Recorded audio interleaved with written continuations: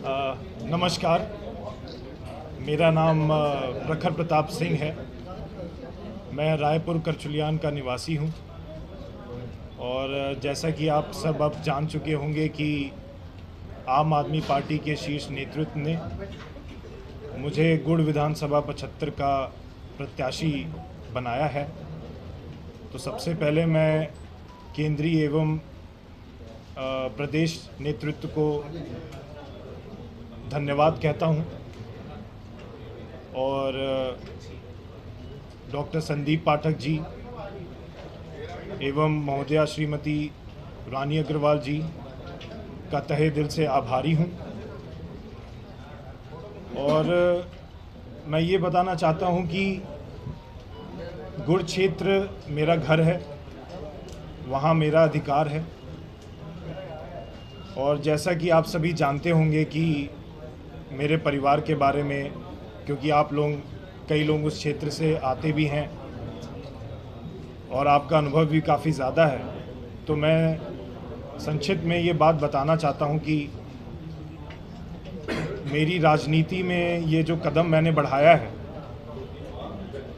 उसका रीज़न क्या है।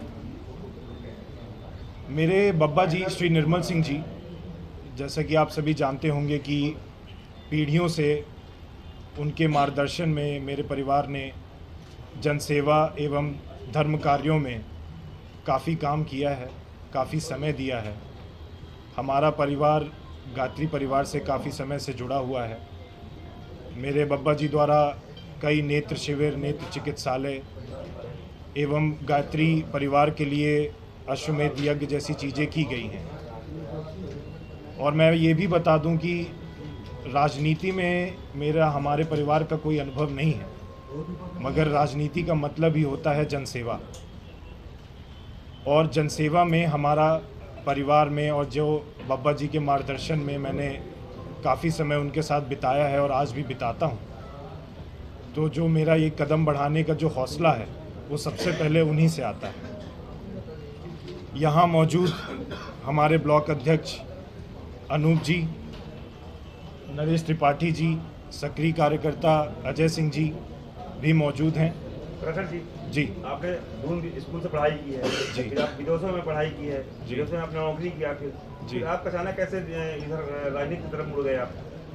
देखिए, आपका कहना सही है, क्योंकि बहुत लोग ऐसा कहते हैं कि ये अचानक है, मगर मैं आपको बता दूं कि ये बिल्कुल भी अचानक नहीं है। 16-17 साल की उम्र से, जब 15 साल से मनुष्य के मस्तिष्क का पूरा विकास हो जाता है और 16-17 साल की उम्र से मैं काफ़ी चीज़ें समझने लगा था। अपने बब्बा जी के साथ काफ़ी बार रायपुर करचुलियान और आसपास के क्षेत्र में रहता भी था। ये बात अलग है कि ईश्वर की कृपा थी कि मुझे अच्छी उच्च शिक्षा के लिए बाहर जाने का मौका मिला, मगर ये तैयारी काफ़ी समय से थी। मेरा जन्मदिन कुछ महीनों पहले ही बीता है, जिसमें एलिजिबिलिटी के तौर पे 25 साल की उम्र मेरी हुई है और 25 साल की उम्र, नो क्रिमिनल रिकॉर्ड्स और भारत की नागरिकता आवश्यक होती है इस मंच में सामने आने के लिए। तो उसको पूरी करने की वजह से अभी मेरा चेहरा कैमरे के सामने है, मगर मेरा घर गुड़ विधानसभा ही है। तो उस मामले में मैं ये कोई अचानक नहीं है, काफ़ी समय से 25 साल की उम्र का बेसब्री से इंतज़ार था और आम आदमी पार्टी ने मेरा हाथ थामा है, हमारे संगठन ने मेरा हाथ थामा है। और अब ये लड़ाई उन बच्चों के लिए है, उन नवयुवकों के लिए है, युवाओं के लिए है जिनको मेरे जैसी शिक्षा प्राप्त नहीं हो रही है। मेरे जैसे स्वास्थ्य, जैसे कि मुझे स्वास्थ्य का, हमारे क्षेत्र में काफ़ी समस्याएं हैं, उन स्वास्थ्य की व्यवस्थाओं के लिए हमारी लड़ाई है।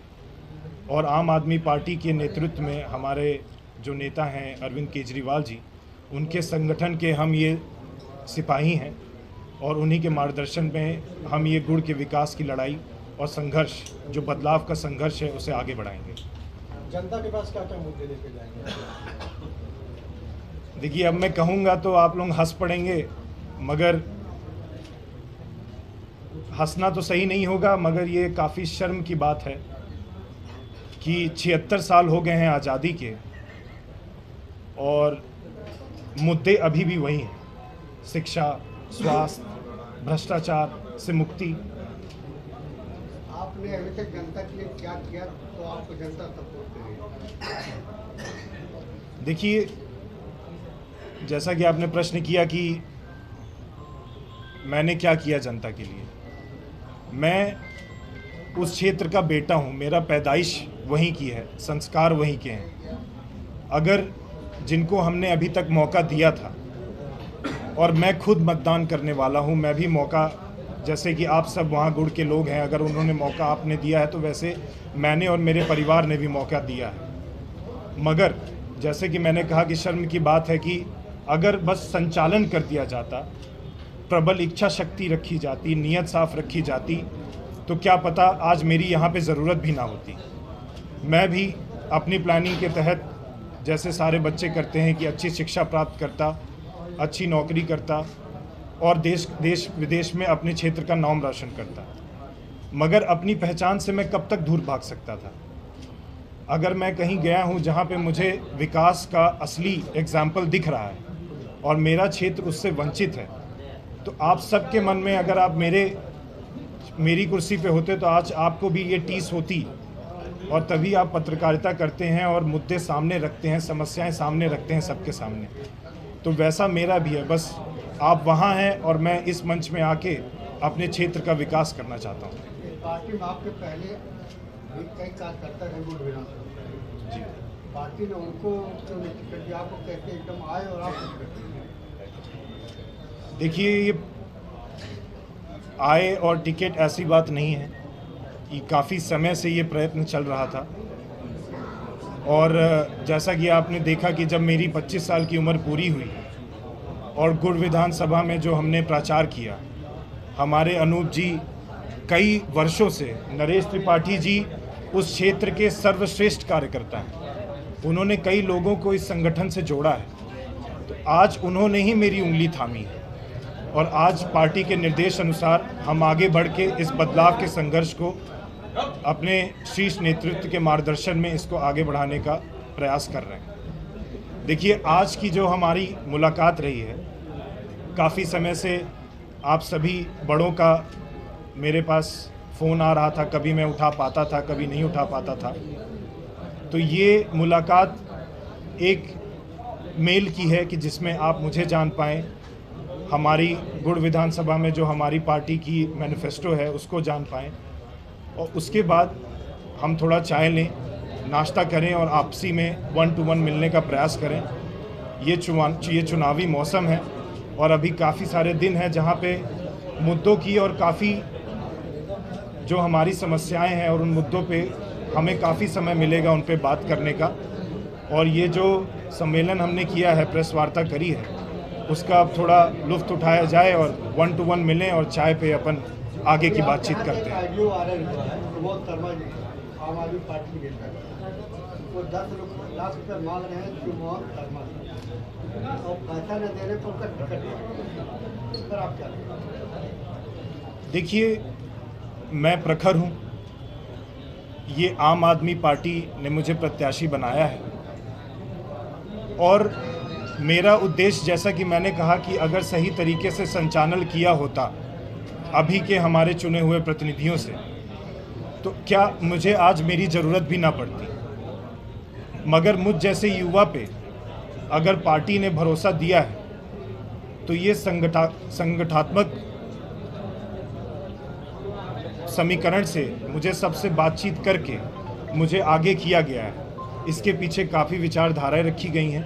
मेरी खुद की विचारधारा है कि मुझे किसी व्यक्ति विशेष की टिप्पणी के चक्रव्यूह में कभी नहीं पड़ना है, क्योंकि वो हमेशा उद्देश्य से भटका देगा। और अगर मेरे लिए, मेरी जीवन शैली के लिए अगर मैं उद्देश्य से भटक जाता हूँ तो ये सारे प्रयास करना, मेरा कदम बढ़ाना, साहस करना, ये सब व्यर्थ हो जाएगा। अगर किसी की विचारधाराएं इससे मेल नहीं खाती है तो उसको जवाब देना मेरी जिम्मेदारी नहीं है। और काफ़ी लोग बातें बनाते हैं, आप मुझसे बड़े हैं, आप क्षेत्र से भी हैं, आपका मार्गदर्शन मेरे लिए बहुत ज़रूरी है, क्योंकि आप समझ में रहे हैं कि ये इतना बड़ा दलदल बन चुका है कि हमें संयुक्त होकर और हमारी